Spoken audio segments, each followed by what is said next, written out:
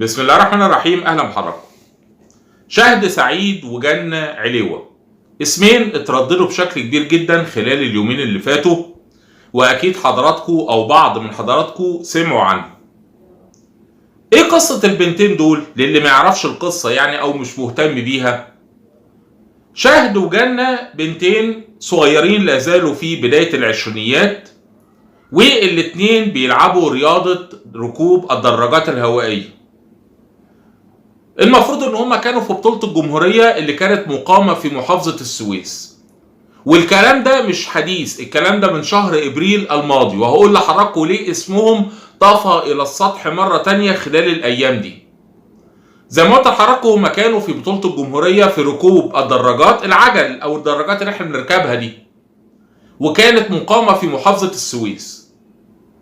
والمفروض ان جنة وشهد كانوا الاتنين قريبين جدا بعض، لكن جنة كانت متقدمة وعلى وشك انها تفوز بالمركز الثالث. كان في اتنين قدام، منهم واحدة اخت جنة، كانوا هم ياخدوا المركز الاول والثاني، وجنة كانت هتاخد جنة عليوة اللي في الصورة قدام حضراتكم كانت هتاخد المركز الثالث. فاذا بشهد سعيد اللي ظاهرة قدام حضراتكم في الصورة تيجي من وراها، والفيديو طبعا ده موجود وفيديو شهير جدا، وتقوم جايه شداها وفقا للكلام اللي قالته جنة، او تعمل حركه كده بحيث ان هي تصيب جنة بسوء او بضرر. وبالفعل جنة تقع على الارض طبعا بسرعه العجله اللي هي راكباها، تقع وقعه شديده جدا بسبب الحركه اللي عملتها شهد، مسكتها من هدومها او زنقت عليها الاول ومسكتها من هدومها، المهم لا تسببت ان جنة تسقط على الارض بالسرعه اللي هي كانت بتجري بيها. وطبعا ارض اسفلتيه وكان في زي حواجز حديديه كده، فجنة نزلت على الارض وطبعا اتصابت اصابات بالغه. كان من ضمن الاصابات دي يعني ارتجاج في المخ وفقدان مؤقت للذاكره. طبعا اتعمل تحقيق في القصه دي، انا بقول لحضراتكم في عجاله، ممكن يكون حضراتكم عارفين القصه دي لكن ممكن يكون في ناس تانية مش عارفاها. اتعمل تحقيق في القصه دي، والمفروض ان شهد اللي تسببت في الحادث ده لزميلتها جنة او لمنافستها جنة خدت ايقاف لمدة عام، وكان في تحقيقات مستمرة. يعني هي المفروض اتوقفت سنة بسبب السلوك الغير رياضي، السلوك اللي فيه غل ويعني اجرام ممكن ان صح التعبير شديد جدا تجاه صاحبتها او تجاه المنافسة بتاعتها جنة. طيب ايه بقى اللي خلى الموضوع يطفو الى السطح مرة تانية؟ اللي خلى الموضوع يرجع مرة تانية رغم ان هو بقاله 3 شهور، ان في اولمبياد دلوقتي يا جماعة بتتلعب في فرنسا، اولمبياد باريس، والكل اتفاجئ بان شهد سعيد اللي عملت كده في جنة عليوة راحت تمثل مصر في اولمبياد باريس. طبعا شيء كان غريب جدا، ازاي واحدة يعني ما عندهاش اي روح رياضية وكادت ان تتسبب في موت زميلتها اللي هي يعني اصيبت اصابات بالغة وعملت عمليات وشغلانات وحكاوى كتير كده او حكاوى كتير، وموقوفة كمان، موقوفة لمدة عام تسافر تمثل مصر. طبعا الكلام يعني دار بقى على ان في فساد وعلى ان في الكلام ده كله، وطبعا احنا ما ننكرش الرياضه في مصر يعني للاسف الشديد فيها يعني دايره فساد كبيره، وطبعا احنا شفنا احمد شوبير واللي حصل منه والكلام ده كله، وهنيجي لبعض في الكلام او هكلم حضراتكم دلوقتي. فطبعا الكل استغرب ازاي واحده زي دي موقوفه سنه وارتكبت هذا الفعل تجاه صاحبتها، كادت ان يعني انها تنهي حياتها بسبب حاجه زي كده، بسبب الغل والحقد والكلام ده كله، تسافر تمثل مصر في فرنسا. طبعا هي قالت شهد سعيد دي طلعت في برامج كتير جدا خلال الفتره اللي هو اليومين اللي فاتوا دول، وقالت ان انا كده كده كنت متاهله لفرنسا، فانا مش محتاجه ان انا اعمل كده عشان خاطر اسافر. طب سيادتك عملتي كده ليه؟ يبقى حتى لو كنت متاهله او غير متاهله لفرنسا او للسفر لاولمبياد باريس، فده سلوك شائن، سلوك شائن فعلا لا ينم الا على غل، ولا في روح رياضيه، ولا في احترام للرياضه، ولا في احترام للمنافسه الشريفه، ولا الكلام ده كله موجود في القاموس بتاعها.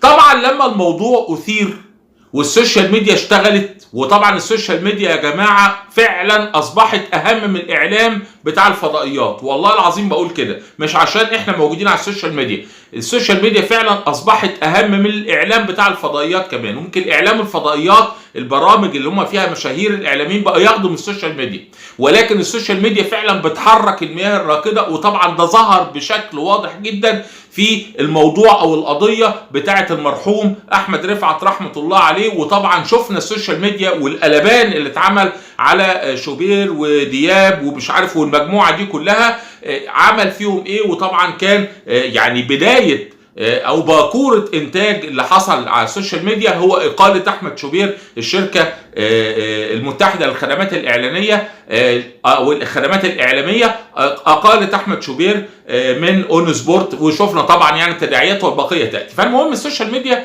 شيء مهم جدا. لما السوشيال ميديا بدات تتكلم والناس بدأوا يتكلموا ازاي واحدة زي شهد سعيد دي اللي عملت كده في جنة زميلتها وكادت ان تنهي حياتها تسافر اولمبياد باريس وتمثل مصر، ده ايه ده ايه الجنان ده؟ طبعا الموضوع اتفتح فيه تحقيق.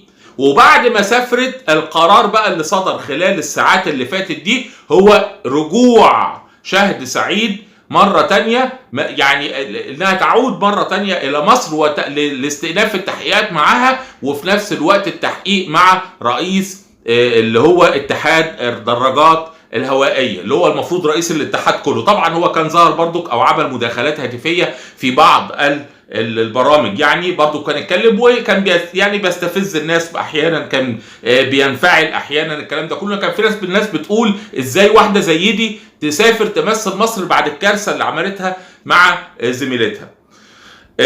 طبعا الموضوع يا جماعه البعثات الاولمبيه احنا عندنا ما شاء الله تاريخ حافل اللي تعمل منه مجلدات في السلبيات بتاعت البعثات الاولمبيه. بعثات اولمبيه بتسافر طبعا بيكون الغرض واحده زي شهد دي عيله لسه صغيره نفسها تروح فرنسا، لان فرنسا امريكا المانيا انجلترا البلاد الحلوه اللي الكل عاوز يروحها دي صعب على الشباب الصغيرين دول ما يروحوها، فبيروحوها زي احمد بغدوده كده عارفين اللي هو راح فرنسا وخلع هناك، ما كان برضو طالع برضو ايه تبع بعثه اللي هو بتاع المصارعه الرومانيه دي، لو انتوا فاكرين انا كنت قدمت فيديو عنه على قناتنا الاولى اباء وراء.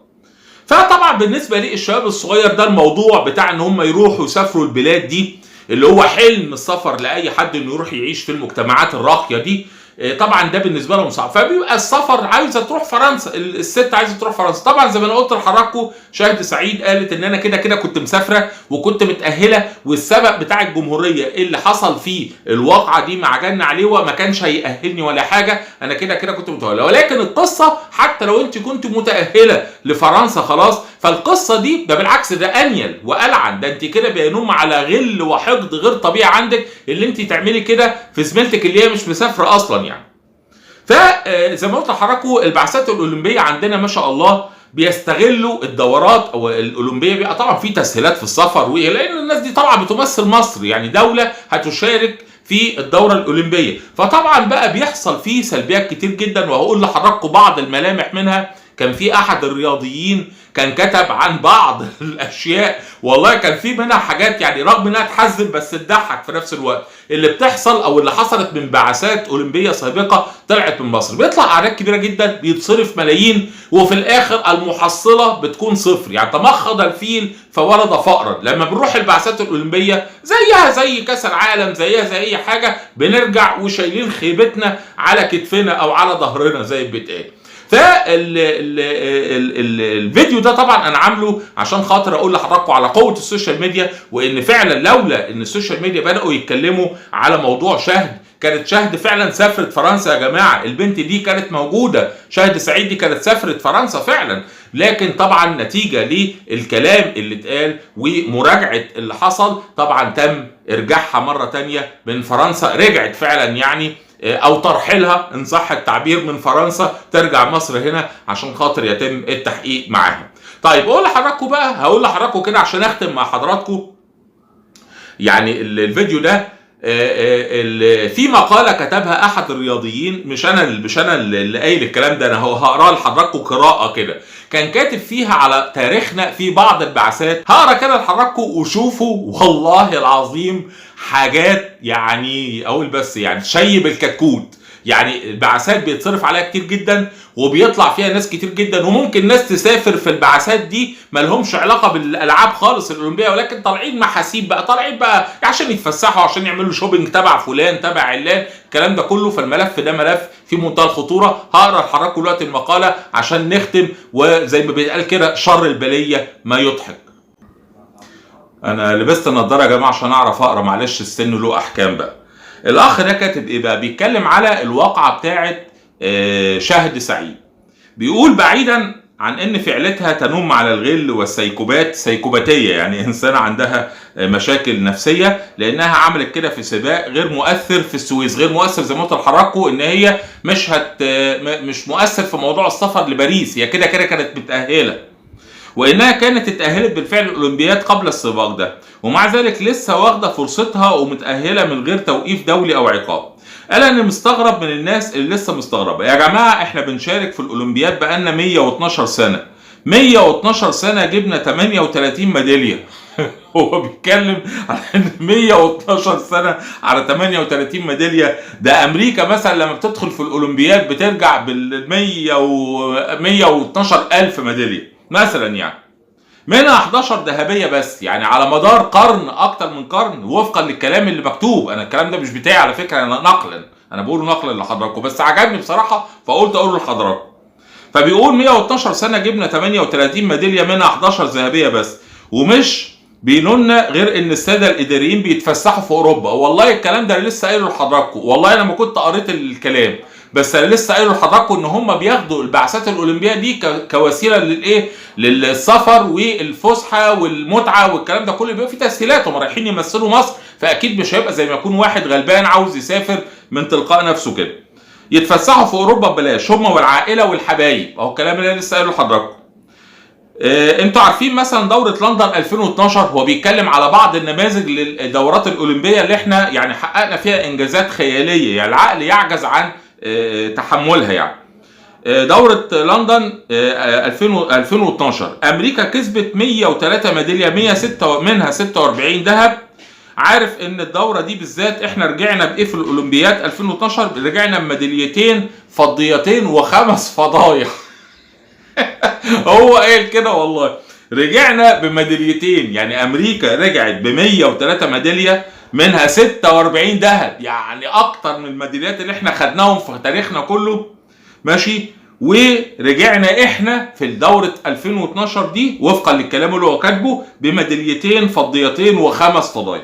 الفضيحة الأولى إن البعثة الأولمبية طلعت الرحلة دي بصفقة ملابس وشنط مضروبة نايكي وأديداس، وساعتها شركة نايكي اتبرعت للبعثة بتاعتنا بالملابس الأصلية. يعني شركة نايكي ادتنا كده، خدوا يا ابني، خدوا استروا نفسكم، استروا نفسكم، ربنا ما يفضح لكم عريان يا رب، ماشي. فشركة نايكي اتبرعت للبعثة بتاعتنا الملابس الأصلية. الفضيحة الثانية هو كاتب كده ان احد الاداريين في المنتخب، العهد عليه، والله انا هلكت بالضحك والله يا جماعه، والله وقعت بالضحك، ان احد الاداريين في المنتخب الاولمبي جاب معاه شيشه ورص حجرين وقعد يشيش في اوضته في الفندق، والموضوع ده ادى الى اخلاء الفندق كله.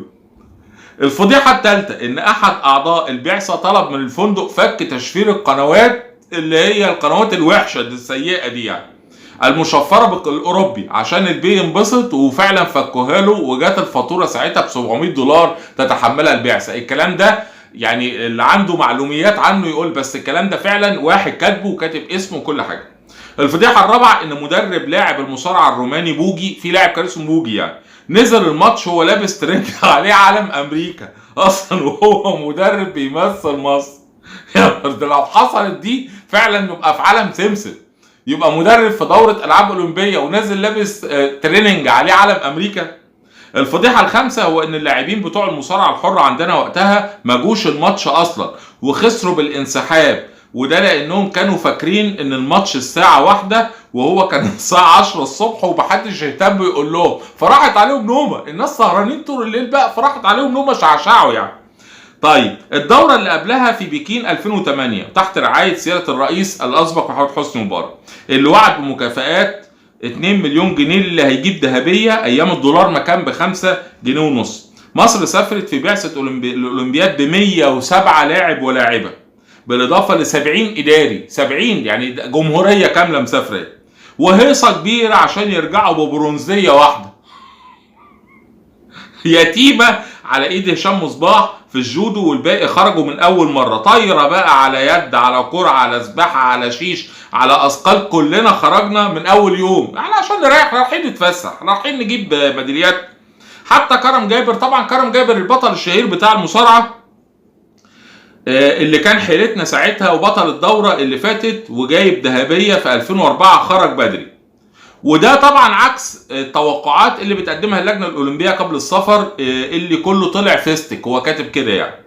وحصلت وقتها لجنه للتحقيق في اسباب الفشل الغريب ده. وخد عندك بقى اللي حصل قبل مباراه كره اليد قصاد روسيا. رئيس اتحاد كره اليد اتخانق مع سفير مصر ورئيس المجلس القومي للرياضه عشان كان حابب يقعد قدام تحس انه ميكروباص كده، ومش عايزهم يقعدوا في الصف الاول عشان دي اماكن كبار ووجهاء عالم الرياضه. رئيس اتحاد التايكوندو طلب الدوله بتكريم اللاعبه المصريه لانها جت مركز خامس وسنها صغير، لكن التحقيق اثبت انها 21 سنه، وده سن الاعتزال بتاع اللعبه اصلا. الفلوس اللي اتصرفت على الدوره دي 119 مليون جنيه خلال 4 سنين، يعني خلال قصد 119 مليون جنيه و282 خلال 4 سنين، مليون جنيه طبعا خلال 4 سنين. ولكن رئيس اللجنه الاولمبيه وقتها قال مفيش لاعب كان مؤهل بدنيا للسفر من اصله، وان ميداليات 2004 كانت بالصدفه ونتيجه القرعه بس. وقبل 6 شهور من البطولة المسؤولين في لجنة الألعاب الأولمبية اتفرغوا للاعتراض على لائحة الاتحادات الرياضية الجديدة لأنها كانت بتلغي وظائف، والبشوات كانوا بيدافعوا عن كراسيهم. رئيس البعثة المصرية في بكين كان طبعا اللواء منير ثابت، أخو طبعا سيدة مصر سابقا يعني سوزان مبارك، وكان هو رئيس اللجنه الاولمبيه كمان. طبعا الكلام اللي كاتبه الاخ ده طبعا العهد عليه، ولكن اكيد هو مش هيكتب كده من فراغ، ده راجل كاتب تفاصيل التفاصيل يعني. فلكن هو الخلاصه فعلا يا جماعه، موضوع الاولمبياد ده بيحصل فيها مشاكل كتير، واتقال من ناس كتير جدا ان في ناس بتسافر الدورات الالعاب دي اللي تبقى في دول بقى زي امريكا وقلت لحضراتكم البلاد الفخيمه دي، فبيسافروا في ممكن ياخدوا ناس على حس الموضوع ده ومش عارف ايه والكلام ده كله. طبعا احنا لنا في موضوع الرياضه ده مشاكل كتير جدا. طبعا حضراتكم فاكرين صفر المونديال، يعني البعثه اللي راحت واخدين ملف مصر وعاملين بروباجندا ومش عارف ايه، وفي الاخر ما خدناش حتى صوت واحد يوحد ربنا. فاكرين صفر المونديال ده كان فضيحه. وطبعا اللي كان بيقدم ملف مصر عشان تنظم كاس العالم كان احمد فتحي سرور، دكتور احمد فتحي سرور رحمه الله عليه. طبعا هو توفى من يعني شهور قليله. وطبعا دي كانت فضيحه كبيره جدا جدا جدا بكل ما تحمل الكلمه بمعنى، وكلنا عاصرناها. وطبعا كنا في قمه الاستياء ان مصر ما تاخدش حتى صوت واحد. طبعا كان تنظيم مصر لكاس العالم انا كنت شايفه في التوقيت ده مستحيل، لان احنا لا كنا مؤهلين من ناحيه الملاعب ولا مؤهلين من ناحيه البنيه الطرق ولا الكلام ده كله، ما كانش ينفع في التوقيت ده. طبعا خلاصه القول ادي اللي هو الراجل كتب المقاله دي ليه؟ بيقول انتم مستغربين ان شهد سعيد راحت الاولمبياد بقى وهي موقوفه والمفروض بتخضع للتحقيق، فهو بيدينا ملمح ليه يعني جوانب مش كويسه بتحصل في موضوع دورات الالعاب الاولمبيه. اتمنى حضراتكم تكتبوا لي في التعليقات ايه رايكم في الفيديو والمعلومات اللي جت فيه، ويعني ربنا يهدي الجميع. وطبعا اي مكان بقى شهد او جنه الاثنين لسه بنات صغيرين، الغل بقى والحقد، عارفين غل البنات؟ فاكرين فيلم كان في فيلم اسمه حب البنات؟ انا مسمي ده بقى فيلم غل البنات. البنات بيغلوا صغيرين ومش عارف ايه، وانت نوع الروج بتاعك ايه، لا نوع المونيكير بتاعك ايه، لا ده انت مش عارف ايه، الموبايل بتاعك احلى موبايل بتاعي. ممكن يكون الحوار ده تم بينهم هم مثلا كده، او هاتي مثلا انت معاكي سندوتشات ايه، لا مش هديكي. طب انا عطشانه معكيش حاجه ساقعه، لا مش هديكي، غوري في داهيه يا بنت، كلام من هذا القبيل. فراحت ايه ماسكاها شدها من شعرها في اخر السباق وقعتها، عبرت لها الحاجات دي كلها. ربنا يهدي الجميع، واشوف حضراتكم في فيديو جديد. دمتم في رعايه الله، والسلام عليكم ورحمه الله وبركاته.